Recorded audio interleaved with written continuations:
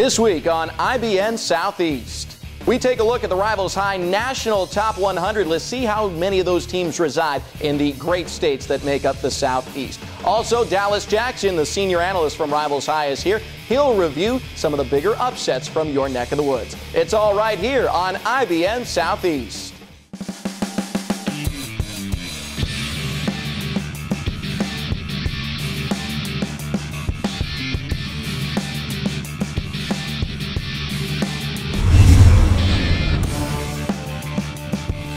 Hi everybody, I'm Sam Farber and this is iBN Southeast. In just a minute we'll be talking to Rivals High senior analyst Dallas Jackson. He's going to go over some major upsets from your neck of the woods. Right now let's review the Rivals High Top 100 list, specifically the top 20. See some of those great teams from the Southeast. Top 20 teams all over the Southeast. Number 20, Sandy Creek is in action next week. In action this week, Buford, also from Georgia. They got a win over Columbus Carver, 35-7. Burns from South Carolina is not going to be on this list much longer. They lost to Myrtle Beach 28-21 in overtime. Plenty more teams from the Southeast, though, to take their place. Miami, Norland, and Columbus, both from Florida, are on this list. Up to Georgia again, Camden County, always a threat. They'll be playing Glenville at Ohio State.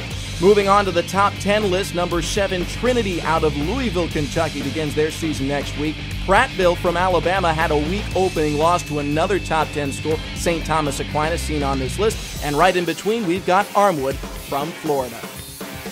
As expected, roughly half of the national top 20 list resides in the Southeast. Now, two teams just outside of the top 20, but still on the Rivals High top 100 list, lost this last week. They're both from the Carolinas. You've got Burns and Goose Creek. Both were overtime losses. To talk about the significance, we bring in Dallas Jackson, senior analyst from Rivals High. Dallas, both were overtime losses. Might they still be big enough, though, to bump one or both of those teams off the list? Well, I think the loss for Burns is certainly going to slide them down. Goose Creek will probably be out of the list come Tuesday. But what I think people need to remember is how good Carolina football is and has become over the past 5 years. Neither of these losses are terribly bad, especially for Burns, who lost to Myrtle Beach, which is a very good program down in the southern portion of the state. Goose Creek was able to run the ball at will against University, and they're still going to contend for a state championship. It's going to bump Goose Creek out of the rankings, but they could climb their way back in. It seemed like last year a lot of the games featuring top 100 teams were blowouts, and now this year there's a lot of overtime games. Can you explain why things seem to be so much closer in 2011? Well, I just think there's a lot of teams that are kind of raising their game and getting to that next level. You look at a team like Goose Creek, and you look at a team like Myrtle Beach, teams that you don't really think about when you talk about national rankings and national perception. Both of those teams are very good, and they've built their base. They're starting to contend with the Burns. They're starting to contend with Dorman, names that you know and names that you've known for a long time. I think high schools are committing to athletics, and you see the improvement on the field.